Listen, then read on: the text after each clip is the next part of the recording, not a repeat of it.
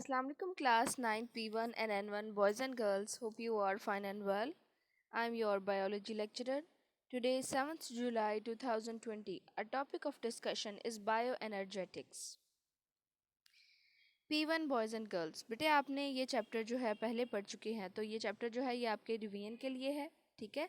जबकि N1 boys and girls आपने ये चैप्टर पहली बार पढ़ना है, ठीक है। तो आपने इसको ऐसे ही सुनना है और बिल्कुल वैसे ही लिखना है जैसे कि हम क्लास में करते थे, ठीक है। P1 और N1 दोनों के लिए ये काम है कि दोनों ने ही, जैसे मैं नोटबुक पे डायग्राम्स बनाती थी, आपने दोबारा डायग्राम्स बनानी है। जिन्होंने पहले बना चुके हैं वो फिर दोबारा डायग्राम्स बनाएंगे, ठीक है। और जिन्होंने फ़र्स्ट टाइम बनानी है उन्होंने तो ऑब्वियसली बनानी है, ठीक है। तो बिल्कुल वैसे ही आपने अपना नीट नोटबुक पे काम करना है और रफ़ नोटबुक पे काम करना है। इसके अलावा जो आपको एकेडमिक जर्नल स्कूल से मिल रहा है, ठीक है, काइंडली वो आपने होपफुली ले लिया होगा। तो उसमें भी जो शॉर्ट क्वेश्चंस हैं वो शॉर्ट क्वेश्चंस आपने याद करने हैं, उनके जो आंसर्स हैं वो मार्क करने हैं बुक से, ठीक है। और उन्हें अपने जो समर पैक वाला रजिस्टर है उसमें चैप्टर नंबर 7 की हेडिंग देकर आपने लिखना है, ठीक है। अगर उनमें से कोई भी ऐसा क्वेश्चन है जिसका आंसर आपको नहीं मिल रहा है या कोई कंसेप्ट वाइज आंसर है जो कि आपको नहीं मिल रहा है, ख़ुद से बनाना पड़ेगा और आपको प्रॉब्लम हो रही है, तो उसके लिए काइंडली कॉन्टैक्ट मी, ठीक है। तो हम स्टार्ट करते हैं अपना chapter, that is bio energetics. सबसे पहले बायो एनर्जेटिक्स की definition. Bio energetics, bio means life and energetics mean कि जिसमें हमने एनर्जीज़ के बारे में पढ़ना है, एनर्जीज़ के बारे में देखना है, चाहे वो एनर्जीज़ का रिलेशनशिप हो, ठीक है, एनर्जीज़ की ट्रांसफॉर्मेशन हो, एनर्जीज़ की कन्वर्जन हो एक फॉर्म से दूसरी फॉर्म में, ठीक है। तो जो भी हम अबाउट एनर्जी देखेंगे इन लिविंग ऑर्गेनिजम्स उसको हम कहेंगे बायो एनर्जेटिक्स, ठीक है। बायो एनर्जेटिक्स जो है ये स्टडी है एनर्जी रिलेशनशिप की और एनर्जी ट्रांसफॉर्मेशन की इन लिविंग ऑर्गेनिजम्स, ठीक है। तो बायो का लफ्ज़ यूज़ हुआ है यानी लाइफ, लाइफ में हमने देखना है इन्हें, ठीक है, इनके ट्रांसफ़र को। फॉर एग्ज़ाम्पल हमारे पास जो मोस्ट कॉमनली हमारे पास टू टाइप्स होती हैं एनर्जीज़ की, एक होती है काइनेटिक एनर्जी, एक होती है पोटेंशियल एनर्जी, ठीक है। तो हम कोई भी काम करते हैं हमारे बॉडी में, उस काम करने की जो कैपेसिटी होती है वो एनर्जी कहलाती है, ठीक है। कैपेसिटी टू डू वर्क, कोई भी काम करने की जो कैपेसिटी काम करने की उसे हम एनर्जी कहते हैं, ठीक है। तो इसकी मोस्ट कॉमनली टू टाइप्स होती हैं, kinetic energy and potential energy. तो फिज़िक्स में भी आप पढ़ते होंगे कि टाइप्स ऑफ एनर्जी, जिसमें काइनेटिक एनर्जी है एनर्जी ड्यू टू मूवमेंट और पोटेंशियल एनर्जी है एनर्जी ड्यू टू हाइट और ड्यू टू पोजीशन, ठीक है। तो बिल्कुल इसी तरह जब कोई ऑर्गेनिज्म ऑब्टेन करता है एनर्जी, ठीक है, तो क्या करता है, वो खाना खाता है, जो खाना वो खाएगा उसे वो मेटाबोलाइज करेगा अपनी बॉडी में, ठीक है। तो फूड चेन्स जो होती हैं उनके अंदर पोटेंशियल एनर्जी होती है उनके बॉन्ड्स में। अब वो बॉन्ड्स जब बॉडी में जाते हैं तो वो ब्रोक हो जाते हैं, ब्रोकन डाउन हो जाते हैं, ठीक है। तो जब वो ब्रेक हो जाएंगे, टूट जाएंगे, तो ये एनर्जी जो है ये काइनेटिक एनर्जी में कन्वर्ट हो जाएगी।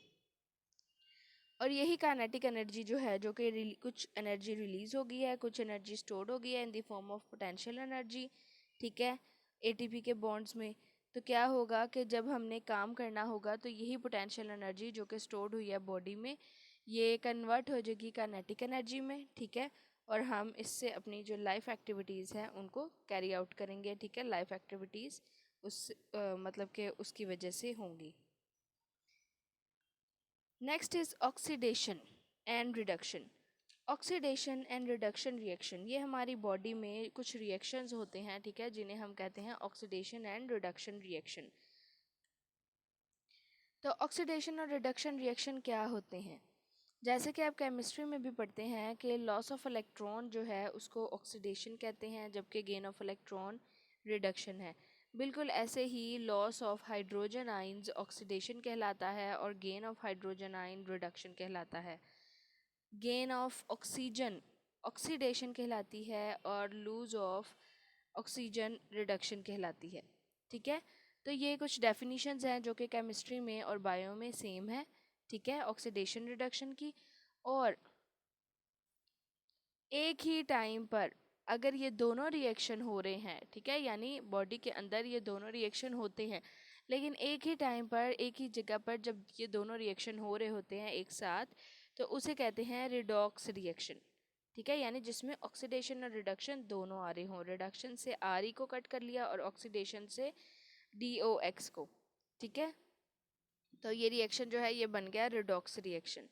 रिडॉक्स रिएक्शन में इलेक्ट्रॉन्स के चेंजेस होता है, हाइड्रोजन के एटम के चेंजेस होते हैं। ठीक है, और उसके अलावा ऑक्सीजन जो है उसका एक्सचेंज होता है। यानी एक ही जगह पे सिमल्टेनियसली एक ही जगह पे जब रिडक्शन और ऑक्सीडेशन दोनों रिएक्शन हो रहे होते हैं तो उन्हें रिडॉक्स रिएक्शन कहते हैं। और जब ये अलग अलग हो रहे होते हैं, एक जगह पे ऑक्सीडेशन हो रही होती है, एक जगह पे रिडॉक्स, तो ये बिल्कुल अलग अलग होते हैं। ठीक है, जैसे कि अब इलेक्ट्रॉन्स हैं, इलेक्ट्रॉन्स भी एनर्जी सोर्स हैं। ठीक है, लेकिन ये डिपेंड करता है इनकी लोकेशन पे और इनकी अरेंजमेंट में कि किस तरह वो एटम में प्रेजेंट है। ठीक है, इसी तरह हमारी बॉडी में जब डिफरेंट रिएक्शंस हो रहे होते हैं तब भी हाइड्रोजन आयन जो है, हाइड्रोजन एटम जो है वो कहीं से लूज़ करता है और कहीं से कहीं में गेन करता है, तो वहाँ पर भी ऑक्सीडेशन रिडक्शन हो रही होती है। ठीक है, और बिल्कुल इसी तरह इलेक्ट्रॉन्स भी हैं। और ये मोस्ट इम्पॉर्टेंट डेफिनीशंस हैं। ठीक है, समटाइम्स ये क्वेश्चन जो है ये बोर्ड में लॉन्ग के पॉइंट ऑफ व्यू से भी आ जाता है, ऑक्सीडेशन रिडक्शन। तो इसमें आपने रिडॉक्स रिएक्शन की डेफिनेशन, ऑक्सीडेशन रिडक्शन की डेफिनेशन और इनकी कुछ एग्जांपल्स लिखनी है। ठीक है, तो जब हम रीडिंग करेंगे तो आपको एग्जांपल्स के बारे में बताऊंगी। नेक्स्ट है हमारे पास ATP, the cells energy currency. हमारी बॉडी में जो सेल्स हैं उनको एनर्जी प्रोवाइड होती है in the form of ATP. ठीक है, और एटीपी प्रोडक्शन जो है वो सेल ऑर्गेनेली करता है जिसका नाम है माइटोकॉन्ड्रिया। ठीक है, तो एटीपी जो है ये मेजर एनर्जी करेंसी है हमारे सेल्स की। ठीक है, ये एक न्यूक्लियोटाइड है जिसका नाम है एडिनोसिन ट्राइफॉस्फेट। और हमारी बॉडी में जो मेजॉरिटी में सेलुलर फंक्शंस होते हैं, जैसे कि मैक्रोमोलिक्यूल्स की सिंथेसिस है, डीएनए आरएनए प्रोटीन की, मूवमेंट ऑफ मॉलिक्यूल्स हैं, ट्रांसमिशन ऑफ नर्व इम्पल्सेस हैं, एक्टिव ट्रांसपोर्ट, एक्सोसाइटोसिस, एंडोसाइटोसिस, ये जितने भी प्रोसेसेस हो रहे हैं इन तमाम को एनर्जी की ज़रूरत होती है। और ये एनर्जी जो है in the form of ATP इन्हें मिलती है जो कि माइटोकॉन्ड्रिया में सिंथेसाइज होती है। ठीक है, और एबिलिटी होती है एटीपी की कि वो स्टोर कर सकता है और रिलीज़ भी करता है energy due to its molecular structure, के उसका स्ट्रक्चर ही इस तरह का होता है कि वो एनर्जी को स्टोर भी कर सकता है और एनर्जी को रिलीज़ भी कर सकता है। जैसे कि आप इसका स्ट्रक्चर देखें तो इसका स्ट्रक्चर कंसिस्ट करता है डबल रिंग एडेनिन की। ठीक है, एडेनिन जो है ये नाइट्रोजनस बेस है, डबल रिंग एडेनिन। इसके अलावा 5 कार्बन शुगर जिसका नाम है राइबोज। 5 कार्बन मीन्स कि उसके 5 कॉर्नर्स हैं और पांचों कॉर्नर पर कार्बन है, तो ये 5 कार्बन शुगर है जिसका नाम है राइबोज। इसके अलावा 3 फॉस्फेट बॉन्ड्स हैं, 3 फॉस्फेट ग्रुप्स हैं जो कि लीनियर चेन में है, बिल्कुल सीधी चेन में है। ठीक है, तो जो फॉस्फेट फॉस्फेट बॉन्ड है इसमें एनर्जी होती है। ठीक है, और ये एनर्जी जो है ये बहुत ज़्यादा होती है, और जब फॉस्फेट फॉस्फेट बॉन्ड टूटता है तो हाई अमाउंट में एनर्जी रिलीज होती है। ठीक है, तो नेक्स्ट है हमारे पास फॉस्फेट फॉस्फेट बॉन्ड ब्रेकेज। तो जब ये कोवलेंट बॉन्ड होते हैं जो कि दो फॉस्फेट को कनेक्ट कर रहे हैं आपस में। ठीक है, तो जब कोवलेंट बॉन्ड जो कि फॉस्फेट फॉस्फेट बॉन्ड को एक दूसरे के साथ कनेक्ट कर रहे हैं, ये हाई एनर्जी बॉन्ड होते हैं। तो जब ये बॉन्ड टूटते हैं तो एनर्जी रिलीज होती है। ठीक है, और जो एटीपी है एटीपी कन्वर्ट हो जाता है एडीपी में। ठीक है, एटीपी एडिनोसिन ट्राइफॉस्फेट और एडीपी एडिनोसिन डाइफॉस्फेट, यानी जिसमें दो फॉस्फेट रह जाते हैं वो डाइफॉस्फेट है। क्योंकि जब एटीपी की हाइड्रोलिसिस होगी, वाटर की वजह से एटीपी की ब्रेकडाउन होगी, तो 3 एटीपी की वजह से एक एटीपी जो है वो 3 एटीपी में से एक एटीपी रिलीज हो जाएगा और बाकी 2 एटीपी रह जाएंगे, यानी वो बन जाएगा एडिनोसिन डाइफॉस्फेट। ठीक है, और एनर्जी रिलीज होगी 7.3 किलो कैलोरी पर मोल।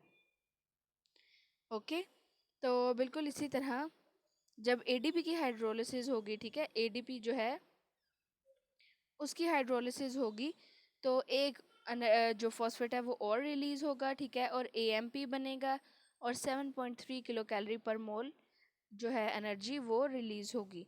तो यहाँ पर जो इक्वेशन है एटीपी प्लस H2O, यहाँ इसके बाद एक एरो आएगा। ठीक है, और उस एरो के बाद एडीपी फॉस्फेट और एनर्जी है। बिल्कुल इसी तरह एडीपी की जो इक्वेशन है कि एडीपी की हाइड्रोलिसिस हो रही है, यानी वाटर की वजह से वो ब्रेक डाउन हो रही है एडीपी की।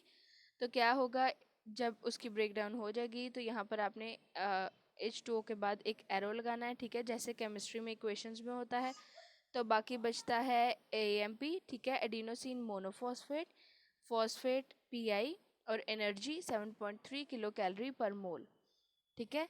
तो अब ये जो हमारे पास प्रोसेस है, ठीक है, हम इसको समराइज़ इस तरह कर सकते हैं कि ATP जो बन रहा है एनर्जी रिलीजिंग प्रोसेस है, ठीक है, और ये ब्रेकन डाउन हो रहा है बाय एनर्जी कंज्यूमिंग प्रोसेस। इस तरह मेटाबॉलिक रिएक्शंस में जो ATP है वो ट्रांसफ़र होता रहता है, ठीक है, यानी एनर्जी बनती भी है और एनर्जी टूटती भी है।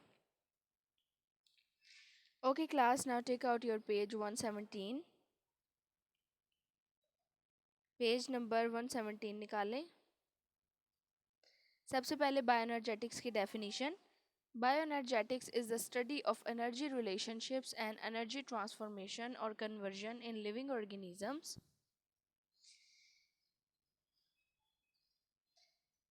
इसके बाद है इसकी एग्जाम्पल, ठीक है। तो organisms obtain energy by metabolizing the food they eat or prepare.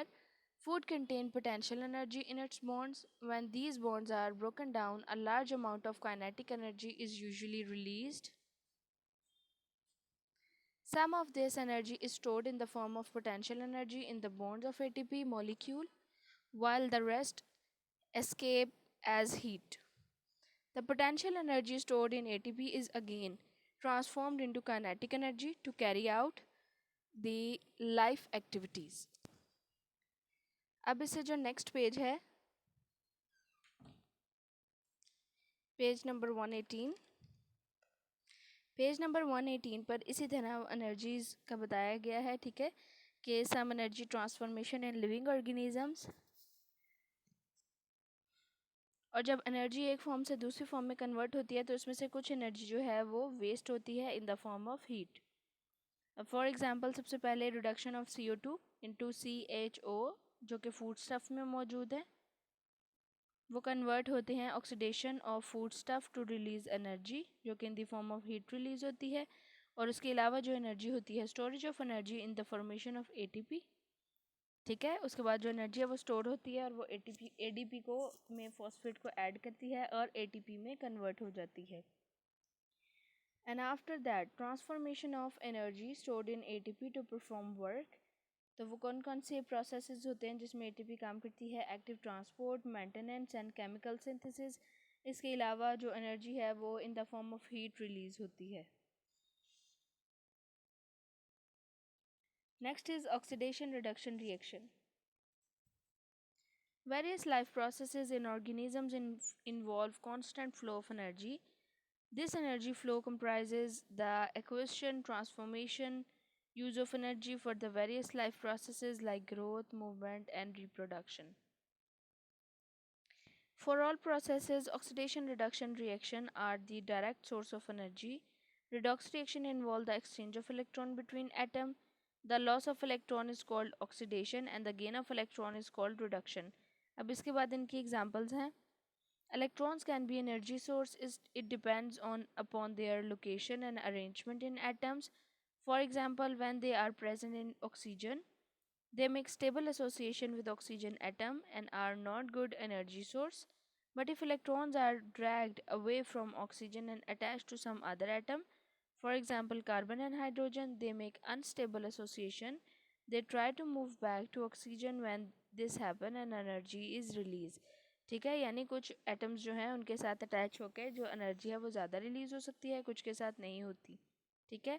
और ये भी एग्जांपल कर सकते हैं इलेक्ट्रॉन से रिलेटेड, लेकिन अगर नीचे वाली एग्जांपल करेंगे वो ज़्यादा इजी है, ठीक है। लास्ट 4 लाइंस जो हैं, इन living organisms redox reaction involve the loss and gain of hydrogen atom.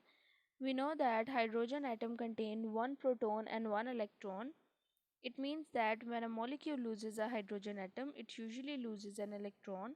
And similarly, when molecule gain by hydrogen atom, it gains an electron, that is called reduction. ठीक है, तो इस पूरा जो टॉपिक है oxidation reduction में, इसमें आपने ऑक्सीडेशन रिडक्शन और रिडॉक्स रिएक्शन की डेफिनेशन करनी है, और जो ये लास्ट 4 लाइंस हैं, ठीक है, इन लिविंग ऑर्गेनिजम्स वाली, वो आपने एग्जांपल करनी है। Next is ATP. ATP, the cell's energy currency. The major energy currency of all cells is nucleotide called adenosine triphosphate. It is the main energy source for the majority of cellular functions like synthesis of macromolecule, DNA, RNA, and protein, movement, transmission of nerve impulses, active transport, exocytosis, and endocytosis.